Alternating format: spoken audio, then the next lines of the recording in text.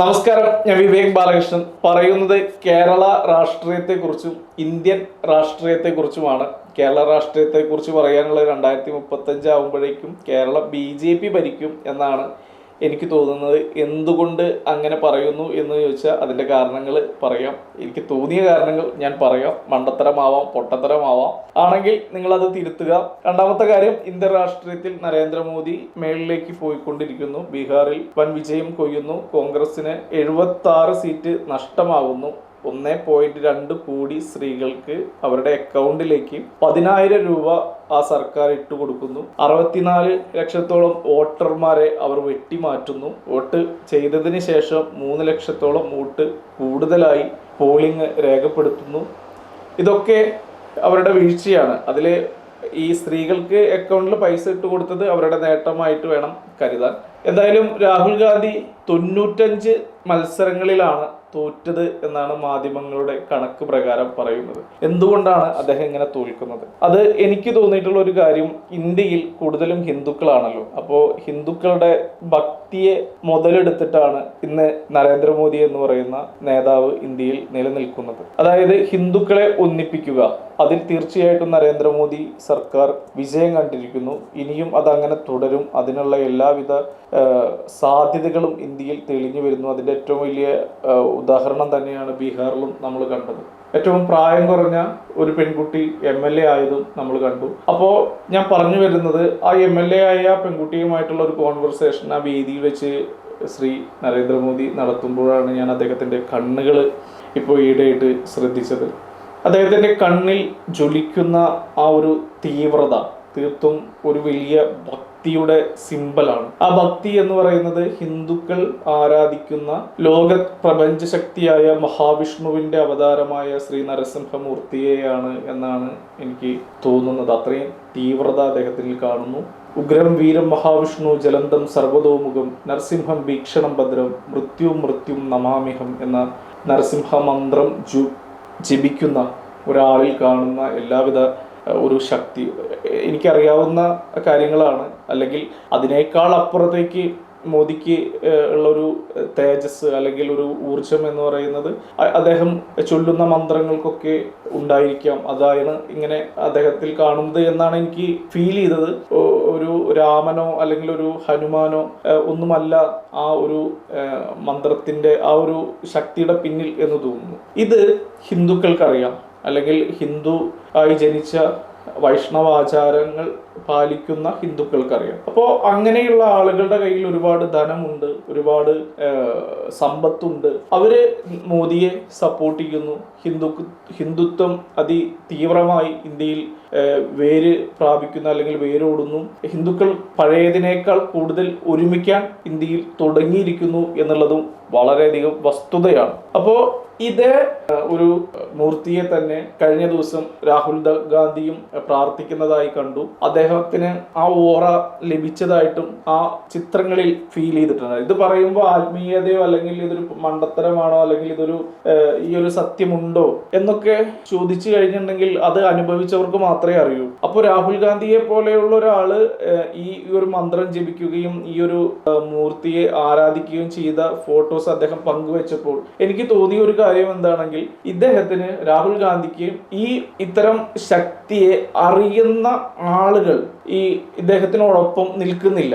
ഇദ്ദേഹത്തിന്റെ കൂടെ നിൽക്കുന്നവരെല്ലാവരും തന്നെ മറ്റു മതവിഭാഗങ്ങളിൽപ്പെട്ട ആളുകളും മാത്രമല്ല ഈ ശക്തി എന്താണെന്ന് തിരിച്ചറിയാൻ കഴിവില്ലാത്തവരുമാണ്. അങ്ങനെ വരുമ്പോഴാണ് മോദിയെ എങ്ങനെ തോൽപ്പിക്കണം, അല്ലെങ്കിൽ മോദിയെ തോൽപ്പിക്കണമെങ്കിൽ തങ്ങൾക്ക് വേണ്ട ശക്തി എവിടെയാണ് എന്ന് മനസ്സിലാക്കാൻ പാകത്തിൽ ഇദ്ദേഹത്തിന്റെ കൂടെ നിൽക്കുന്ന ആളുകൾക്ക് കഴിയുമെങ്കിൽ രാഹുൽ ഗാന്ധി ഇനി വരുന്ന കാലങ്ങളിൽ വലിയൊരു നേതാവായി ഇന്ത്യയുടെ പ്രധാനമന്ത്രി പദത്തിലേക്ക് പ്രധാനമന്ത്രിയായി വരാൻ 100% സാധ്യത കൂടുതലാണ്. പക്ഷേ നിർഭാഗ്യവശാൽ ഇദ്ദേഹത്തിനോടൊപ്പം അത്തരത്തിലുള്ള ഒരു സാമുദായിക ആളുകളോ അല്ലെങ്കിൽ അത്തരത്തിലുള്ള ആളുകളൊന്നും തന്നെ ഇല്ല.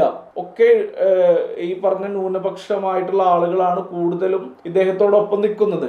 മോദിക്കൊപ്പം നിൽക്കുന്നത് എന്താണെങ്കിൽ ഈ പവർ അവരറിയുന്നു എന്നുള്ളതാണ്. ഈ ഒരു എനർജി ഹിന്ദുക്കളായിട്ടുള്ള ആളുകൾക്ക് അറിയാം. അപ്പോൾ ആ പവറിനെ എതിർക്കുക എന്നുള്ളത് മറ്റൊരു പവർ, അതേ ഭാഗത്ത് നിൽക്കുന്ന പവർ ഉള്ളവർക്കേ സാധിക്കൂ. അത് വേറൊരു വിധത്തിലുള്ള എനർജി ഇവിടെ ഈ ഇന്ത്യ ഭാരത മണ്ണിൽ അടിച്ചു തോൽപ്പിക്കുക എന്നുള്ളത് അസാധ്യമാണ് എന്നതാണ് എനിക്ക് എൻ്റെ ഒരു കാഴ്ചപ്പാടിൽ തോന്നിയിട്ടുള്ളത്. അപ്പൊ തീർച്ചയായിട്ടും ഈ രാഹുൽ ഗാന്ധിക്കൊപ്പം നിൽക്കുന്ന ആളുകൾ ആ ശക്തി തിരിച്ചറിയണം. ഓപ്പോസിറ്റ് നിൽക്കുന്നവന്റെ ശക്തി എന്താണെന്ന് തിരിച്ചറിഞ്ഞ് അതേ മന്ത്രങ്ങളും അല്ലെങ്കിൽ അതേ കാര്യങ്ങളും സപ്പോർട്ട് ചെയ്ത് മുന്നോട്ട് പോകണം എന്നുള്ളതാണ്. അല്ലാതെ എതിർക്കുന്ന രീതിയിൽ നിന്നാൽ വീണ്ടും പരാജയങ്ങൾ ഏറ്റുവാങ്ങേണ്ടി വരികയുള്ളൂ എന്നുള്ള കാര്യത്തിൽ തർക്കമില്ല. ആ ശക്തി മനസ്സിലാക്കി ആ ശക്തിക്കൊപ്പം അത് ഹിന്ദുത്വമല്ല, ആദ്യം മനസ്സിലാക്കണം, അത് ഹിന്ദുത്വമായി യാതൊരു ബന്ധവുമില്ല. അപ്പോ അത്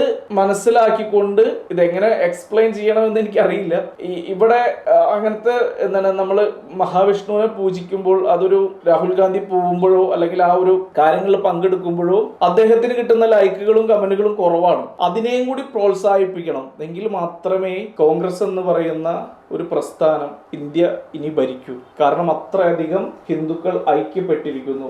നിങ്ങൾ അത് അദ്ദേഹത്തിനെ പ്രോത്സാഹിപ്പിക്കാത്തോടത്തോളം കാലം ഹിന്ദുക്കളിൽ നിന്ന് വിട്ടു നിൽക്കുന്ന ഒരു പ്രതിനിധി ഉണ്ടാവുകയും അത് സപ്പോർട്ട് ചെയ്യാതെ വരികയും ചെയ്യുന്നു എന്നുള്ളതാണ്. അതും ഭൂരിപക്ഷം നിൽക്കുന്ന ഹിന്ദുക്കളാണ് ഇവിടെ എന്നുള്ളതും നമ്മൾ ആലോചിക്കണം. ഇത്രയൊക്കെയാണ് എനിക്ക് ഇന്ത്യൻ രാഷ്ട്രീയത്തിൽ തോന്നിയിട്ടുള്ളൂ. ഇത് മണ്ടത്തരാണോ എന്ന് അറിയില്ല.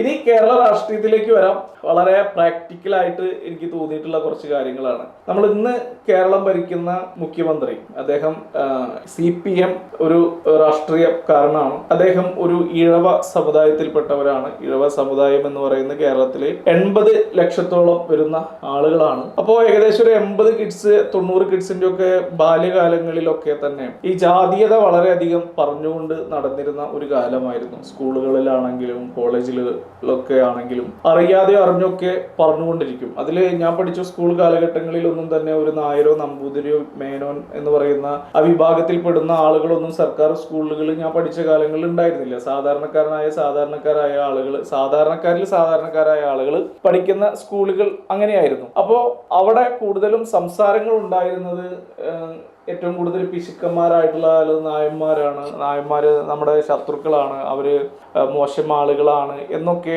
ഈ ഇഴവ വിഭാഗത്തിൽപ്പെടുന്ന കുട്ടികൾ കൂടെ പറഞ്ഞിരുന്നു. ദളിതർ ആയിട്ടുള്ളവർ അങ്ങനെ പറഞ്ഞിരുന്നില്ല. അതുപോലെ തന്നെ മറ്റു വിഭാഗക്കാരായിട്ടുള്ള ആളുകളൊന്നും പറഞ്ഞിരുന്നില്ല. ഈ ഒരു കാര്യം കാസർഗോഡ് മുതൽ തിരുവനന്തപുരമുള്ള എല്ലാ ഇഴവ വീടുകളിലും പറഞ്ഞുകൊണ്ടിരുന്നിരുന്നു. ആ പറയുന്നതിന്റെ ഭാഗമായിട്ട് ഈ ഒരു എന്താ പറയാ, ഒരു താഴ്ന്ന ജാതി എന്ന് മുദ്ര കുത്തപ്പെടുന്ന ഇത്തരം ഒരു ആളുകൾ മന്ത്രിയായാൽ അല്ലെങ്കിൽ കേരളം ഭരിച്ചാൽ ഒരുപാട് നേട്ടങ്ങൾ ഈ സമുദായത്തിന് ഉണ്ടാവുമെന്നും അവിടുന്ന് ഒരു മന്ത്രി ഉണ്ടാവണമെന്നും ആ ഒരു ജാതിയിൽപ്പെട്ട ആളുകളുടെ ഒരു വലിയ അജണ്ടയായിരുന്നു. അത് CPM പാർട്ടിയെ പോലുള്ള ഇതിൽ നിന്ന് വരണം. അതിനവര് നിരന്തരമായി പറഞ്ഞുകൊണ്ടിരുന്നത്, അവരുടെ ശത്രുക്കളായി കണ്ടുകൊണ്ടിരുന്നത് സവർണർ എന്ന് പറയുന്ന ഇത്തരം വിഭാഗത്തിൽപ്പെടുന്ന ജാതികളെ ആയിരുന്നു എന്നുള്ളത് നമുക്ക് എല്ലാവർക്കും അറിയുന്ന കാര്യമാണ്. എന്നാൽ ഇന്ന് അതിന് ഒരുപാട് മാറ്റം വന്നിരിക്കുന്നു. ഈ സവർണർ എന്ന് പറയുന്ന ആളുകൾ കൂടുതലും വിദേശത്ത് സെറ്റിലായിരിക്കുന്നു. അവരിനി കേരളത്തിലേക്ക് വരില്ല എന്നുള്ള തീരുമാനങ്ങൾ എടുത്ത് അവിടെ ജീവിക്കുന്നു, വല്ലപ്പോഴും വരുന്നു, അവർക്ക് ഇവിടെ വോട്ടില്ലാതെ വരുന്നു. എന്നാൽ അന്ന് പറഞ്ഞിരുന്ന കുറെ ആളുകൾക്ക് ഒരുപാട് പുരോഗമനങ്ങൾ വന്നിരിക്കുന്നു. അവർ ഈ പറയുന്ന നായന്മാരുടെ ഒരു സാമ്പത്തിക ലെവലിലേക്ക് എത്തിയിരിക്കുന്നു. അവർക്ക് ഒരുപാട് മുന്നേറ്റങ്ങൾ വന്ന് വിദ്യാഭ്യാസപരമായിട്ടുള്ള കാര്യങ്ങളും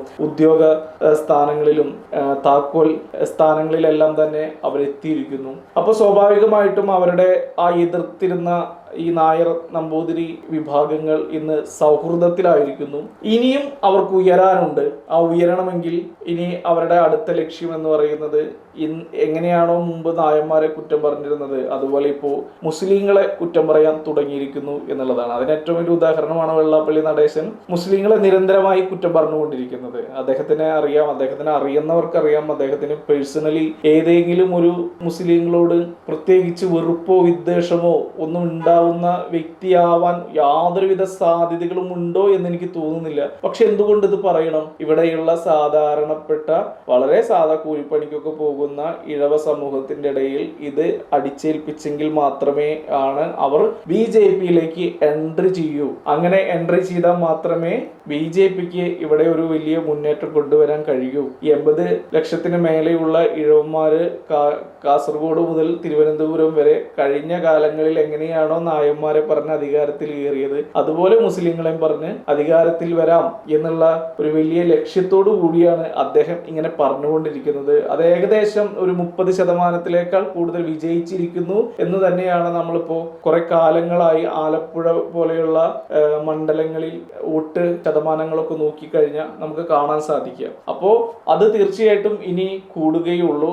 ഒരുപാട് നായർ സമൂഹത്തിൽപ്പെട്ട ആളുകൾ ഇപ്പോൾ BJP-ക്കാരായി മാറിയിരിക്കുന്നു എന്നുള്ളൊരു സത്യവുമുണ്ട്. അതുപോലെ തന്നെ വിശ്വകർമ്മജരായിട്ടുള്ള വിഭാഗത്തിൽപ്പെട്ടവര് 95% ഇവിടെ BJP-ക്കാരായിട്ട് നിലനിൽക്കുന്നു. അവരേകദേശം 20 ലക്ഷത്തോളം ആളുകളൊക്കെയുണ്ട്. അതുപോലെ ദളിത് സമൂഹത്തിൽപ്പെട്ട ഒരു 10 ലക്ഷത്തോളം ആളുകൾ, അങ്ങനെ എല്ലാം തന്നെ BJP-യിലേക്ക് കുടിയേറി പാർത്തിരിക്കുന്നു എന്നുള്ളതാണ്. ഒപ്പം കേന്ദ്രത്തിൽ നിന്നുള്ള വലിയ സപ്പോർട്ടുകളും ഇവിടെ വരുമ്പോൾ അതോടൊപ്പം തന്നെ മുസ്ലിം ക്രിസ്ത്യാനികൾ തമ്മിലുള്ള വഴക്ക്, ഇസ്രായേൽ പാലസ്തീൻ പോലെയുള്ള കാര്യങ്ങൾ വളരെയധികം ഇവിടെ വർക്കൗട്ട് ആവുന്നു. ക്രിസ്ത്യാനികൾ ഇപ്പോൾ BJP-യിലേക്ക് വന്നുകൊണ്ടിരിക്കുന്നു. ഇതെല്ലാം തന്നെ ഒരു ഏകദേശം ഒരു 7-8 വർഷത്തിൻ്റെ ഉള്ളിൽ ഇതിന് വലിയൊരു മാറ്റം തീർച്ചയായിട്ടും വരും. ഇനി വരുന്ന ജനറേഷനുകളിലൊക്കെ ഹിന്ദു വിഭാഗത്തിൽ കൂടുതൽ പേരും എതിർ